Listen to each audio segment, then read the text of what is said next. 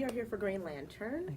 This is the first time we've kind of seen you in a big, huge summer blockbuster, action-packed film. Yeah, Is this a this genre sort. that you've always wanted to kind of Yeah, explore? I've been interested in it. Yeah, so I was happy that this came along. It was, offered to me. And you play Dr. Amanda Waller. The Wall. Wall. Brilliant. The Wall. The Wall. Is Yeah, that how Waller. Okay.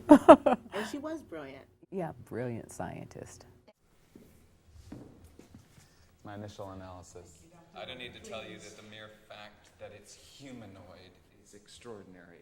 We've seen you as a scientist before, or not a scientist, I'm sorry, a doctor with ER. I was a huge fan. But I want to know how it felt to put on the white coat again, to don the white coat.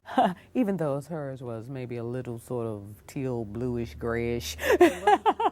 But to put on the lab coat, lab coat. with the naval collar and all, yeah, it was good. I mean, because there's a sense of authority and power that you feel when you put it on. I guess it's sort of like a superhero costume in a way, in a sort. Lanterns, we face an unprecedented danger. An enemy powerful enough to destroy entire civilizations. With blockbusters like this, normally there's a sequel. So if they do a Green Lantern Part 2, would you like to expand this role, and might we see you take on sort of a superhero type character? Well, if I had anything really to do with it, I would love to. Would I you? would love to come back as this character, yeah. Your name, Hal Jordan. the ring chose you. Take it. Speak the earth. I wonder if you were not acting, what other profession you would like to explore? Just right off the top of my head, I think maybe because I have kids, it would be teaching. That'd be And I good. think that I definitely do sort of do that, but probably in the classroom. Yeah. A little bit in the classroom. Moms do have to teach. Yeah. What kind of teacher do you think you'd be?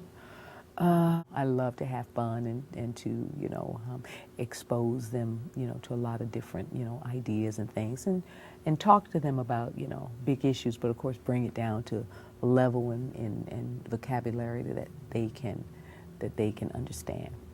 Like yesterday, I was, went to my daughter's class, Sunday school class, and as soon as I walk in, all the girls, it's like girls, 3 girls, sitting at the table with her, and they say, Bronwyn's mean, Bronwyn's mean, Bronwyn's mean.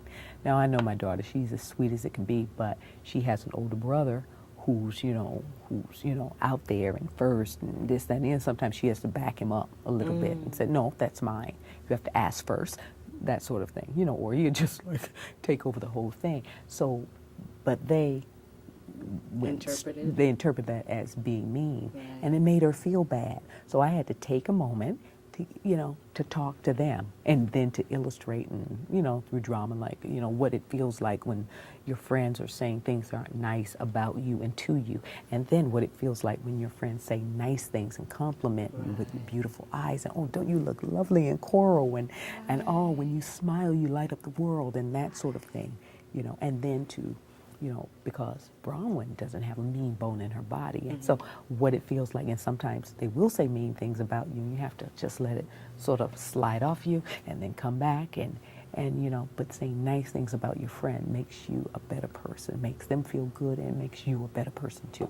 And I just had to, No, I like that. with the teachers there, like, well, what is she going to say? But Yeah. it was like, it was a moment where you just couldn't walk away and be done with it, but you had to address this in these girls that sort of got together to gang up on another. You had to address that, make them feel better about themselves, make your child feel better about yourself, and the fact that you're coming to her defense.